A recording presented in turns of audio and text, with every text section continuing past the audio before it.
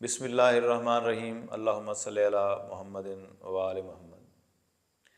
दोस्तों, हर शख्स किसी ऐसे वक्त के इंतज़ार में होता है कि जब वो दुआ मांगे या फिर कोई अमल करे तो ना उसकी दुआ रद्द हो और उसका अमल भी अपने ताकत के मुताबिक 100% कामयाब हो, उसके अमल में ताकत हो। ऐसा ही एक वक्त आ रहा है 2026 17 फरवरी को, यानी कि सूरज ग्रहण लगने वाला है। सूरज ग्रहण के हवाले से कुछ आमाल किए जाते हैं जिनका रद्द किसी भी अमल से फिर मुमकिन नहीं होता। कुछ आमाल मोहब्बत के किए जाते हैं और कुछ अमाल बंदिश के किए जाते हैं। बंदिश के अमल ख़तरनाक होते हैं। लोगों को यही हमेशा नसीहत करते हैं कि बंदिश के अमाल से बचे रहें। कहीं कभी भी किसी के ऊपर बंदिश लगाकर उसको तबाह बर्बाद करने की जो है नीयत है ना करें। हमेशा लोगों का भला सोचें, लेकिन कुछ हासिदीन या फिर कुछ दुश्मन ऐसे होते हैं कि एक कमज़ोर शख्स बज़ाहिर तो उनके साथ नहीं लड़ सकता, लेकिन वो फिर उसको बंदिश लगाकर उनके जुल्म और उनकी ज़्यादती से महफूज रह सकता है। इन्हीं आमाल में सूरज ग्रहण में जो है वो हरूफ स्वामत का अमल किया जाता है।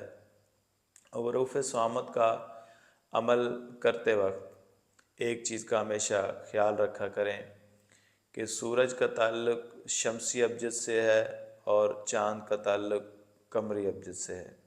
जब सूरज ग्रहण लगता है तो आप हरूफ स्वामत को तरतीब शमसी से उसकी ज़कात अदा करें। जब आप उसकी तरतीब शमसी से ज़कात अदा करेंगे तो यकीनन आपके अमल में भी बहुत ज़्यादा ताकत होगी और आप पर रुज्जत भी नहीं आएगी। अब इसका तरीक़ा जो है वो आपने किताबों में पढ़ा होगा। जो एक गलती थी मैंने वो आपको बता दी है। आपने इस गलती का जो है वो ख्याल रखना है।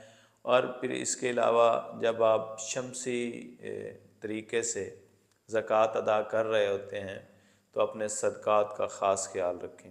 आपका जो गुरु हो, जो उस्ताद हो, वो इस काबिल हो कि आपको इन रुज्जत से और नेगेटिव एनर्जी से बचा सके। अगर आप किताबें पढ़ के ख़ुद को आमिल बनाना चाहते हैं या फिर इस तरह के ख़तरनाक अमल करेंगे तो फिर यकीनन आप जो है बहुत बड़ी मुसीबतों में धंस जाएंगे। और ये वो मुसीबतें होती हैं कि जिनसे निकलने के लिए कोई 2-4 दिन दरकार नहीं होते, बल्कि सालों के साल लग जाते हैं। आपने जो है हरूफ स्वामत की ज़कात अगर अदा करनी है, आप किसी भी किताब से देखकर वो ज़कात तो अदा कर सकते हैं, लेकिन आपने कोशिश करना है कि वो शमसी अबजद की तरतीब से करें।